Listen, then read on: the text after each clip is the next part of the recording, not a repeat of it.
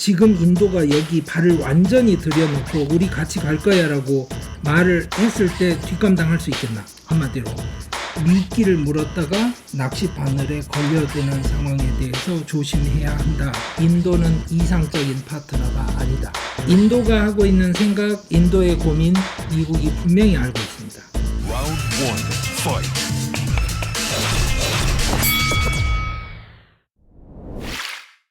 안녕하세요. 박종원의 경제한방입니다. 최근 들어서 인도에 대한 관심이 그 어느 때보다 높은데요. 이게 세계적인 추세 같아요. 왜냐하면 IPEF의 I자, 이게 인도양을 뜻한다는 것은 그만큼 미국에서 인도를 얼마나 중시 여기는지 그걸 보여주는 것 같은데요.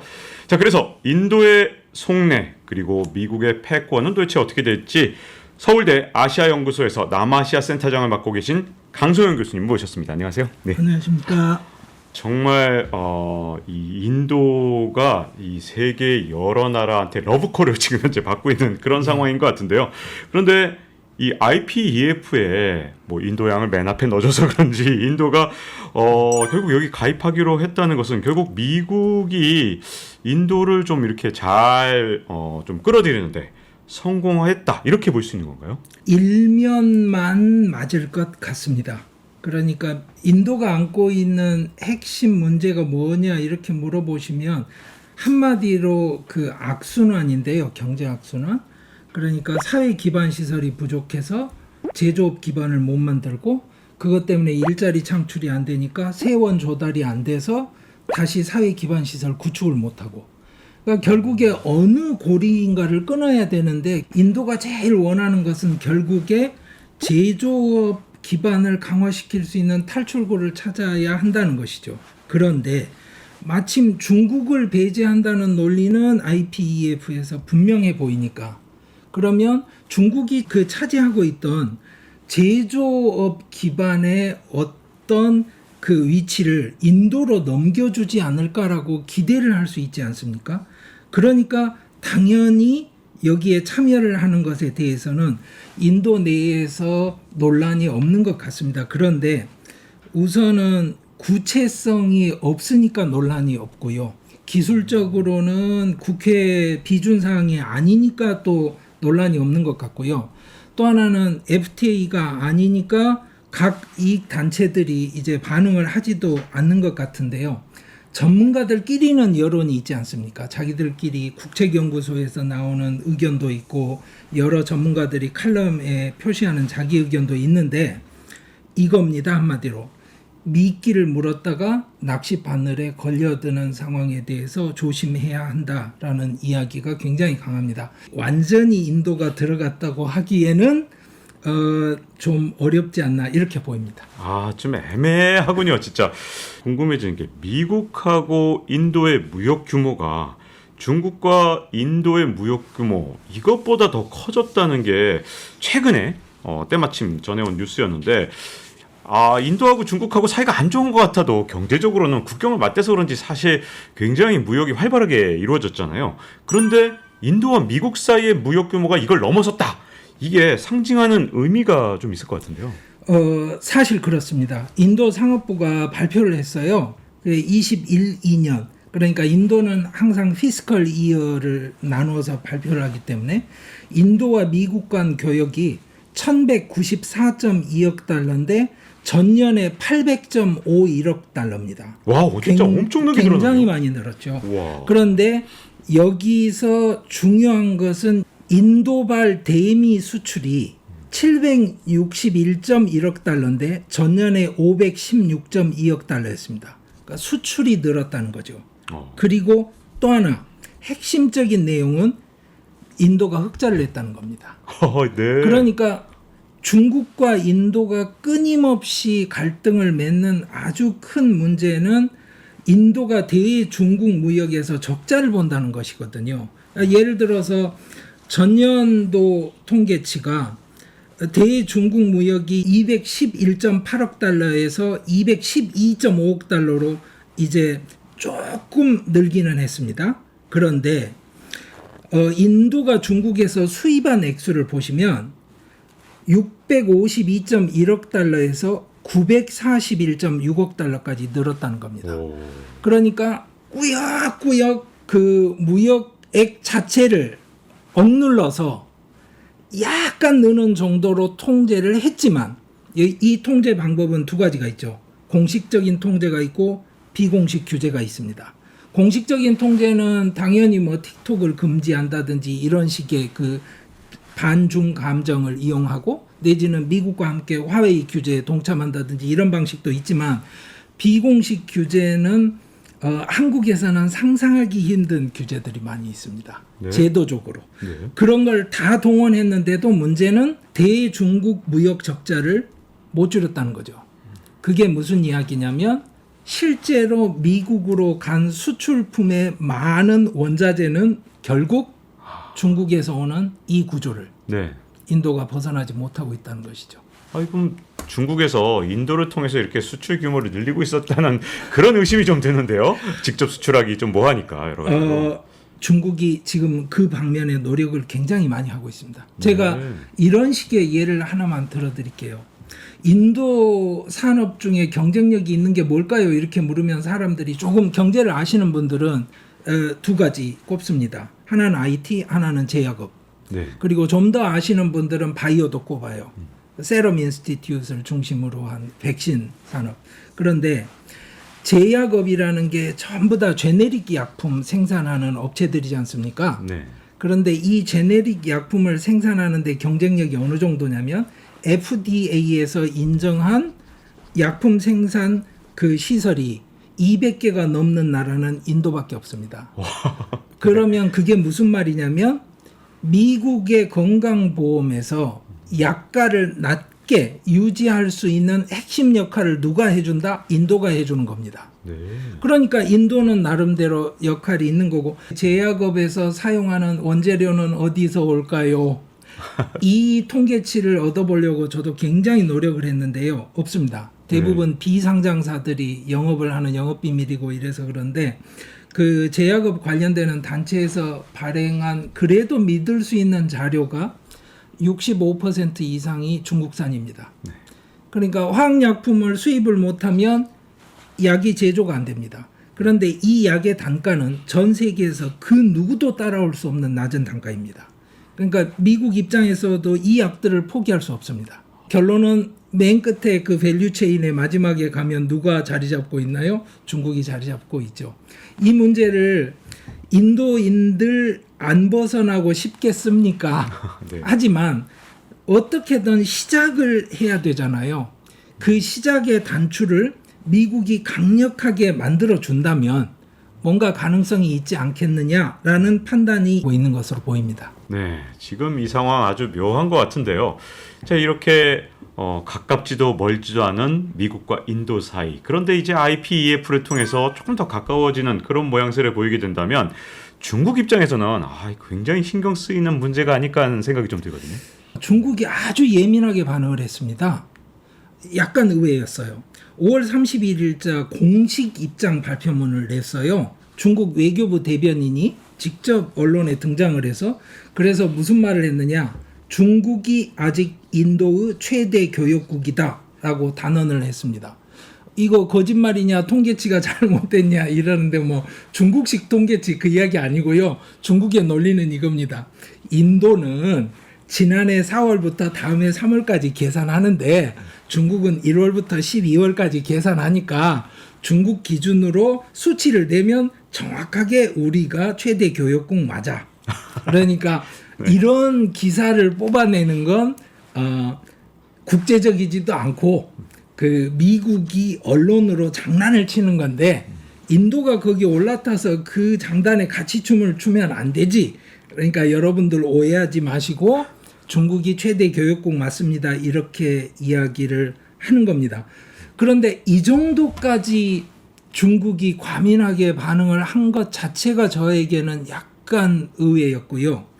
이게 아마 IPEF가 구체화되진 않았더라도 확실하게 인도에게 이제 중국의 자리를 너에게 넘겨줄게라는 메시지가 넘어가는 상황에 대한 초조함이 아닐까라는 느낌도 옵니다. 이 인도하고 미국 관계에서 미국은 인도가 제발 좀 우리 편이 돼서 친미 반중 노선을 좀 따라줬으면 좋겠다 이런 생각을 할 텐데 인도가 미국이 바라는 대로 움직여줄 가능성이 과연 있을까요? 어떨까요? 저는 인도가 보기에 제일 좋은 문제를 해결해 줄 비전만 보인다면 당분간은 따라갈 거라고 생각합니다. 하지만 인도가 생각하는 건 미국식 일방주의의 위험이고요.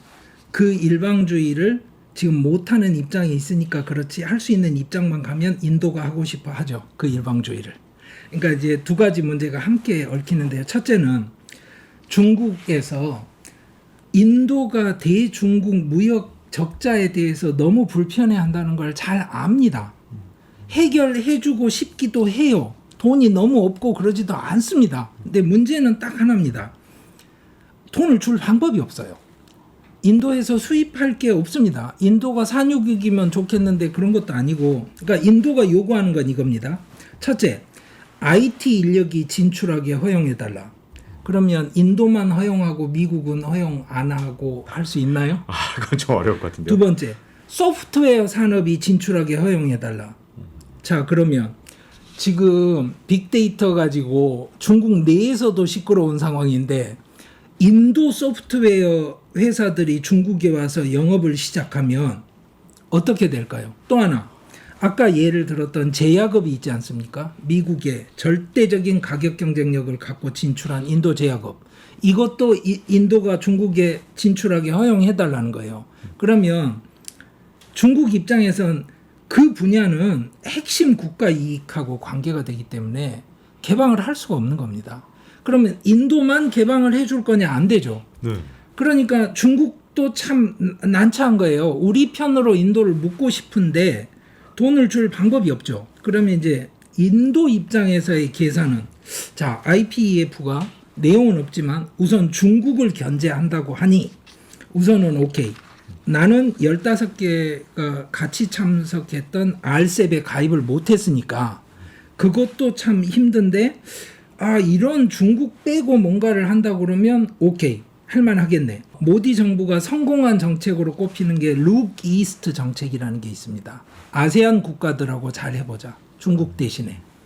그리고 그게 잘 됐다고 인정을 받아서 그 다음에 만든 게 액트 이스트, 동쪽에서 일하자라는 정책인데, 이것도 성공했다고 했는데 중국이 RCEP을 딱 조직을 하는 순간에 인도만 빠지면서 모든 게 없었던 일이 돼버린 거예요.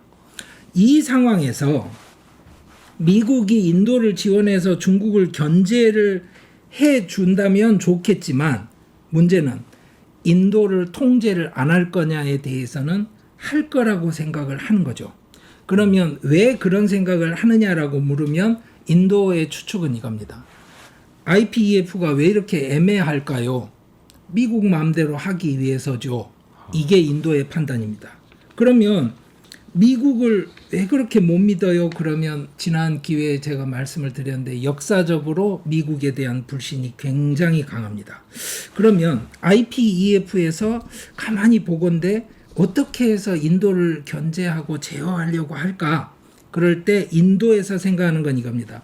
노동 문제, 인권 문제를 가지고 시비 걸 거라고 생각하지 않습니다. 왜? 노동 인권 문제에 시비를 걸면 인도만 걸리는 게 아니에요. 이게 타겟팅이 잘 안 됩니다. 그럼 뭘 갖고 인도를 딱 정조준해서 겨냥할까? 탄소 배출 문제일 거라는 거예요. 환경 문제. 왜? 노동하고 인권 문제를 들이대면 야, 미국 인권 잘했어? 이렇게 하고 인도에서 금방 다른 이야기 또 할 겁니다.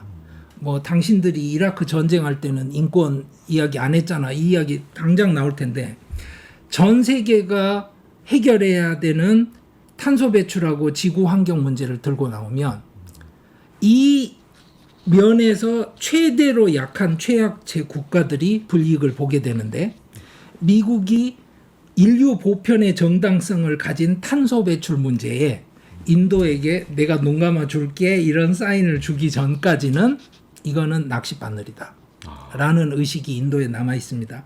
이거는 그냥 내부적인 그 보고서라거나 띵크탱크 같은 데서 나오는 분석에서 잠시 보이는 흔적들인데요. 이게 지금 인도의 정확한 입장이라고 보입니다. 그러면 혹시라도 인도는 IPF 가입했다가 나를 이게 옥죄는 정책이 될 수도 있겠다 이렇게 우려를 굉장히 크게 할 것 같은데요. 이 문제가 그래서 쉽지가 않습니다. IPEF에 대해서 분명하게 캐서린 타이가 그 무역 대표부에서 말을 했잖아요. FTA가 아니다. 그러니까 이건 어떤 협상을 하자는 것도 아닌 겁니다.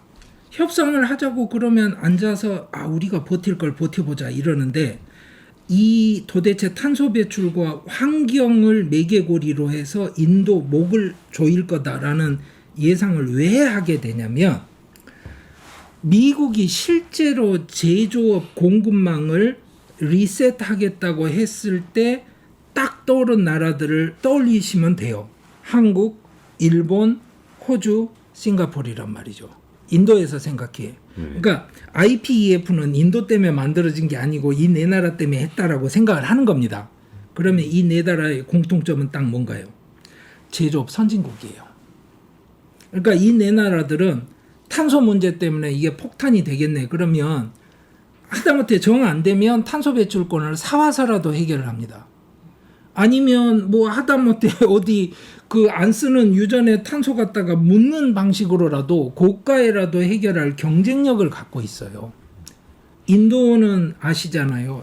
릭셔 타고 다닙니다. 물론 요즘은 이제 대도시에는 우버를 해서 자동차지만 릭쇼라는 게 아시죠? 매연이 좀 많이 나는 것 같습니다. 진짜. 요즘은 릭쇼가 정말 좋아졌습니다. 예전 90년대만 해도요. 릭쇼가 기술적이라서 아시는지 모르겠지만 이행정 그 엔진을 썼습니다.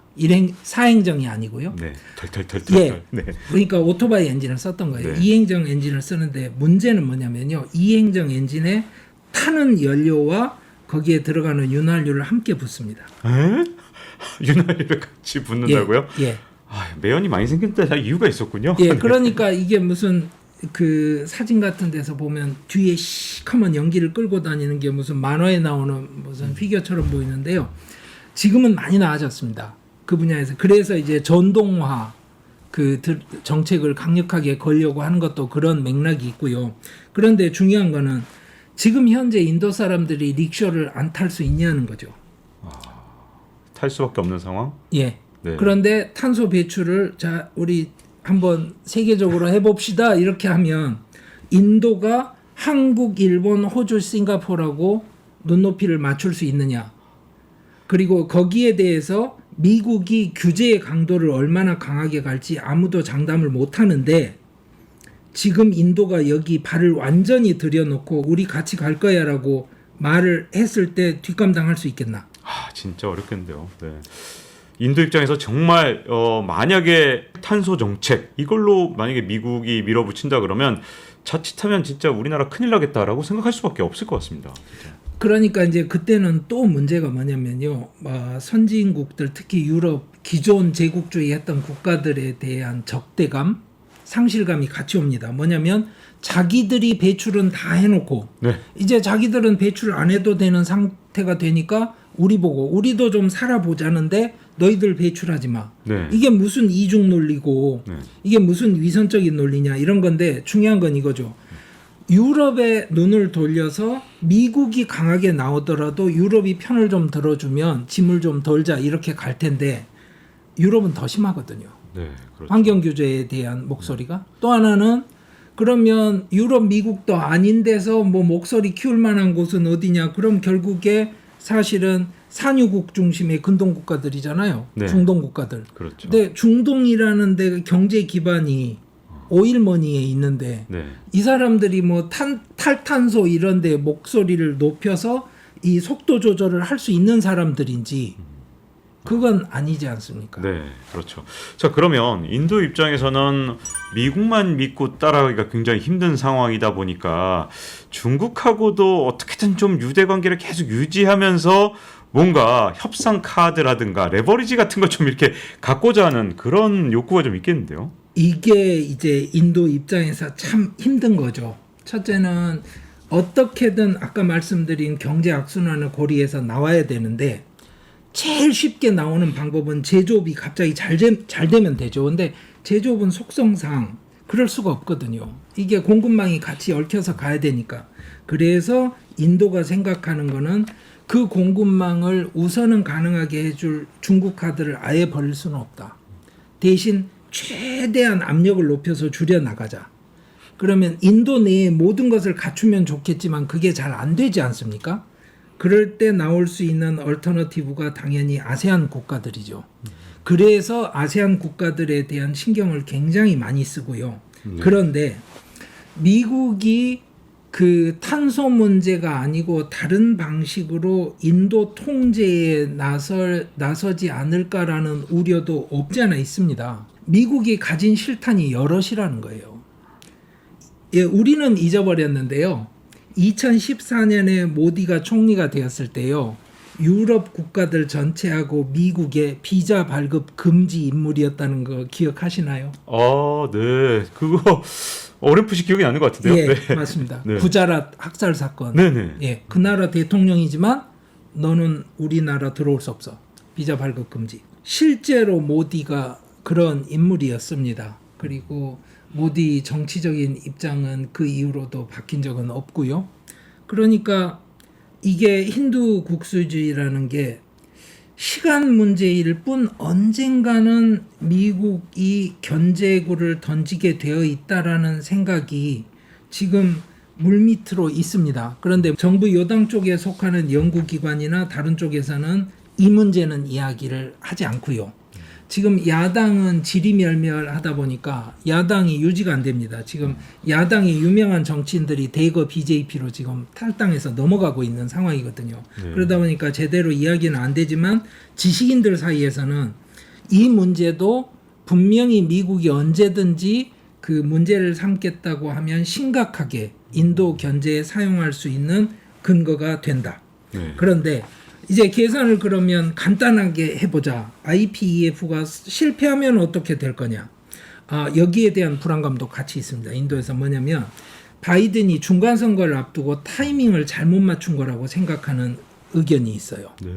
그러니까 오바마가 추진했던 트랜스퍼시픽 파트너십이라는 게 있었어요. 네. 요즘 그 이름 기억하는 사람도 별로 없습니다. 네, 요즘에 쏙 들어간 TPP.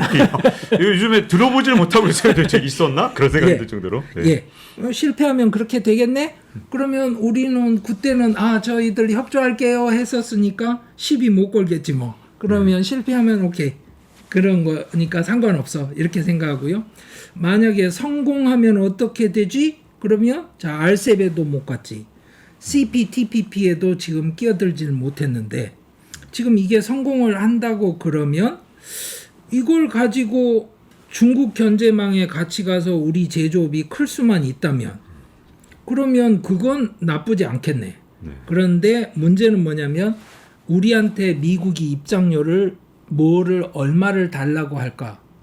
여기에 대해서 미국이 카드를 내고 있지 않다는 것이죠. 네. 그러니까 미국이 인도한테 너는 무료 입장 네. 이렇게 이야기해주는 신호를 인도는 어떻게 생각하냐면요. 무역상의 최혜국 대우라거나 FTA는 아니지만 인도는 우리 이 틀 안에서 관세를 낮춰줘야 돼라거나 그 숫자로 나오는 뭔가를 던져주면 무료 입장권이라고 받아들일 생각이 있는데 지금까지 나오는 모든 논의에서 무료 입장권 줄 것 같지가 않아요. 지금 네.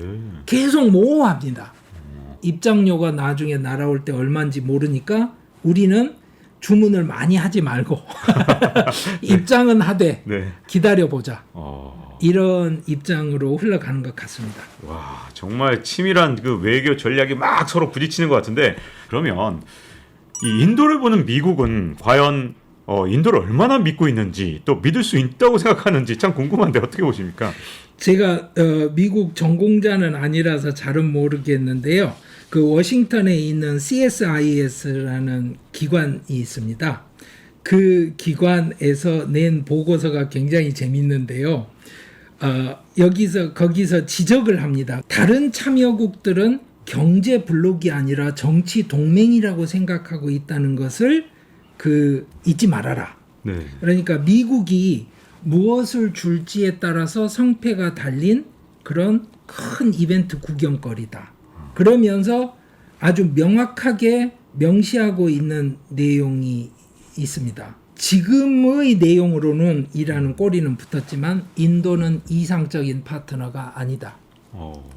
네. 인도가 하고 있는 생각, 인도의 고민, 미국이 분명히 알고 있습니다. 하지만 아까 기자님께서 말씀하셨잖아요. 그 아이가 들어가는 인도양이 걸려 있는데 네.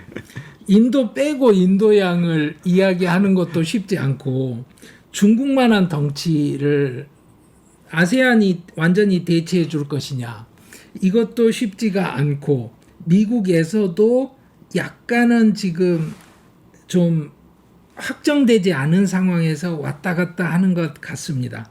이게 지금 양국의 눈치 게임처럼 지금 전개되는 양상인 것 같고요. 인도만 미국을 못 믿는 게 아니라 미국도 인도를 지금 분명히 덜 믿고 있다. 이거는 좀 분명해 보입니다. 자, 이제 궁금한 건요. 이제 인도가 자꾸만 뭐 미국이 뭔가를 할까봐 지금 걱정을 하는 그런 분위기란 말이죠. 진짜로 미국이 그렇게까지 하겠느냐라고 생각하시는 아마 시청자분들 중에 상당히 많을 거예요. 아이 설마 그래도 미국인데 설마 뭐 약속을 어기고 뭐 뒤통수를 친다든가 그러진 않을 거 아니지 않나 이럴 텐데 인도가 걱정하는 거에 실체 진짜 있는 겁니까? 어떻습니까? 인도가 생각하는 것은 사실은 뭐냐면 중국을 견제하기 위해서 미국의 힘이 필요하긴 한데 좀 극단적으로 표현해서 미국이 더 큰 사고를 치지 않기 바란다. 더 큰 사고요? 예. 그럼 지금까지 계속 사고를 쳤는데 더 큰 사고를 치지 않는 거? 예. 굉장히 인도에서 생각이 다르군요. 네. 그러니까 인도의 정서를 그렇게 생각하시면 되죠. 그러니까 예전에 말씀드린 것처럼 자 분할 독립 과정에서 생겨난 파키스탄이라는 국가를 자기들의 냉전 구도 안에서 지원을 했고 파키스탄이 핵 보유국이 되게 만들었고 그래서 그 문제를 어떻게든 해결을 해보려고 이란을 통해서 아프가니스탄하고 네트워크를 만들려고 인도가 노력을 했는데 또 어느 날 갑자기 아프가니스탄에서 철군을 했고 그러면서 문제는 뭐냐면 그 카시미르 주변에 있던 여러 지형들이 굉장히 많이 바뀌었습니다. 그 다음 또 하나는 인도 사람 입장에서 말씀드리면 이런 거예요. 인도가 전 세계에 수출했던 밀 수출량은 그러니까 세계 밀 수출 물량에 따지면 3%도 안 됐거든요. 높아봐야. 그런데 G7이라고 모여서 인도에 대해서 실제로 그 표현을 썼습니다. 비도덕적이다. 아니 우리 먹고 살기에 바쁜 나라한테 당신들이 수출 안 하면 비도덕적이라고 욕을 하는 이 상황이 돼버린 겁니다. 그러니까 인도는 기분이 나쁘죠. 인도 외무부 장관이 지금 몇 차례 이 언급을 했습니다. 인도가 러시아산 원유를 수입한다고 계속 뭐라고 하는데 인도가 한 달 동안 러시아산 원유 수입하는 가격 전체가 유럽이 하루 동안 가스 쓰는 양의 가격만큼도 안 된다. 그 정도밖에 수입을 안 하는데 계속 인도 수입한다 했던 거군요. 예. 네. 그러니까 아니 그러면 차라리 당신들도 러시아 가스 끊고 그 액수를 정말 그 정도 줄여놓고 인도에게 뭐라고 하거나 그렇지 않은 상황에서 인도한테는 다 나쁘다 이렇게 이야기하는 것에 대해서 인도는 정서적으로도 반감이 있고요. 그 배후에 미국이 있다고 생각을 하는 거죠. 그런데 이제 더 큰 사고는 이거는 약간 이제 논란의 소지도 있고 이런 건데요. 파키스탄이 최근 굉장히 어려운 상황이 됐고 지금 제가 알기로 23번째 그 IMF 채무 제조종에 들어갔습니다. 국가가 만들어진 다음에 지금 22번인가를 했어요. 그런 나라인데 셰프아즈 샤리프가 총리가 되고 나서 맨 처음 했던 게 뭐냐면 사절단을 수십 명을 데리고 사우디아라비아를 갔습니다. 그러니까 사우디아라비아에 가서 했던 건 당연히 돈 달라는 거였고요. 아니 사우디는 ATM이에요? 파키스탄에서 카드 넣으면 돈 나오나요? 네. 사우디가 파키스탄에 약점 잡힌 게 있을까요? 아니 카드 넣으면 돈 내줘야 되는 입장이 아니잖아요, 사우디가. 네, 요즘 미국하고도 거의 맞짱 뜨는 분위기로 가는 나라가 사우디인데 그렇죠. 네, 이해가 잘 안 되잖아요. 네. 근데 이제 저 같은 사람들이 보는 건 이겁니다. BBC 같은 데서도 그 보도를 몇 번을 했었고요. 전 세계적인 폭로 저널리즘이 있었지 않습니까? 미국 그 안보국에서 나온 자료가 터지기도 했고 했는데 파키스탄 핵 개발 비용의 60%를 사우디가 냈다는 거예요. 파키스탄에 있는 핵무기의 중도금까지를 사우디가 이미 치렀다. 네. 그런데 이제 이 상황이 왜 갑자기 지금 신경이 쓰이는 거냐? 이란 핵 합의를 미국이 파기해야 될 합리적인 이유가 있었느냐라고 물으면 저는 알 수가 없습니다. 이게 트럼프가 그렇게 했는데 도대체 무슨 이유에서 그랬는지를 알 수가 없고 미국도 지금 골치 아픈 상황인데 당연히 이란 핵 합의가 다시 봉합이 될 거라고 생각을 했는데 이제 안 되는 방향으로 접어들고 있어요. 이란이 미국하고 테이블에 앉지도 않습니다. 네. 당연히 그렇게 약속을 안 지킨 국가고 우리 협상 못한다 이렇게 됐고 자 그러면 이란 핵 합의가 완전히 불발됐다고 하죠. 자 그러면 이란이 어느 시기 안에 핵무기를 개발하는 과정으로 접어들어갈 텐데요. 자 이스라엘이 폭격을 한없이 끝없이 해서 전면전까지 갈 수 있을까요? 뭐 이런 이야기. 그래서 최근에 이란이 지하 벙커에 있는 수백 개 UAM들 뭐 이런 거 무인기들 보여준 겁니다. 우리가 반격을 얼마든지 할 수 있는 능력이 있다는 걸.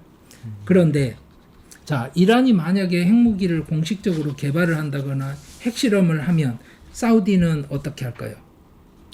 그럼 자기도 핵무장 하고 싶어 할 것 같은데요. 서로. 근데 핵무장을 어떻게 해요, 사우디가? 지금 파키스탄에 돈 줬다는 게 혹시 그러면 예. 핵무장을 꿈꾸는 거 아닙니까? 그러면? 아니요, 그러니까 잔금만 치르면 된다는 거죠. 이거 약간 무시무시한데요. 서로 핵무장 한다 그러면. 예. 네. 근데 지금 미국이 하는 행태를 인도가 보고 있으면 과연 신뢰가 갈까요? 경제적인 문제 때문에 이란 핵합의가 이루어져서 국제 원유 가격이 조절이 돼야 된다 이런 이야기를 하지만 정치나 뭐 이쪽 전공하는 사람들 입장에서 보기엔 만약에 실제로 그게 사실이고 그리고 많은 관측자들은 그렇게 이야기합니다. 심지어는 핵탄두 5개에서 6개 사이가 온다라고 이야기합니다. 사우디로. 그러면 UAE는 어떻게 할까요? 카타르는 어떻게 할까요? 그런데 이제 인도가 던지는 질문은 이거죠. 파키스탄이 잔금을 수금하기 시작하면 그 다음에 어떻게 하는 비전을 미국이 가지고 있을까요? 지금 뭐 거의 중동에 대해서 손 놓고 있는 분위기였었는데 이거 정말 신뢰가 점점 안 가겠는데요. 인도 입장에서. 그러니까 인도 입장에서 제가 그래서 약간 극단적인 표현을 쓴 것이긴 합니다만 미국이 큰 사고를 더 치지 않았으면 좋겠다라고 생각을 하는 것이 인도가 훌륭하다거나 도덕적으로 우월하다는 게 아니고 과연 미국의 외교 정책이 인도에게 신뢰를 줄 만한 지금 모양을 보여주고 있는지에 대해서는 인도 입장에서 보면 지극히 회의적일 수 있는 근거는 충분히 있다는 말씀을 드린 겁니다. 이런 추정들이 사실이냐 아닌지냐에 대해서는 논란이 많고요. 공식적으로는 다 부정을 하고요.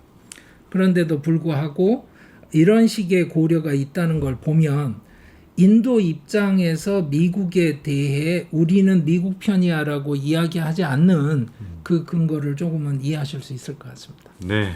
자, 이렇게 우리가 보통 외신이라 그러면 전부 다 미국계 언론이기 때문에 인도 입장이 진짜 정확하게 어떤 건지에 대해서 항상 잘 모르고 넘어간 적이 많았던 것 같은데요. 오늘 어떻게 보면 인도의 속마음을 깊숙이 들여다볼 수 있는 그런 계기였던 것 같습니다. 자, 서울대 아시아연구소 남아시아 센터장인 이 강송영 교수님과 1부를 함께 했는데요. 자, 잊지 말고 좋아요, 구독, 알림 설정 해주시면요. 또 2부에서 찾아뵙도록 하겠습니다. 감사합니다. 감사합니다. 수출을 제한을 했어요. 이 풍년 상황에서 지금 52주 최고가 대비 가격이 지금 30-40% 폭락을 했습니다. 아니 그러면 국제시장에서는 가격을 더 쳐주겠다는데 왜냐하면 인도 사람들은 비상값을 못 내니까요. 저게 다 나가고 나면 우리나라 어떻게 되지? 인도가 바뀌어가고 있는 겁니다. 농민들도 바뀌어가고 있는 거고 그리고 이 사람들이 시크 교도가 되는 순간에 뭐냐면 이슬람과 힌두 양쪽에서 다 그 배척받습니다. Round 1. fight.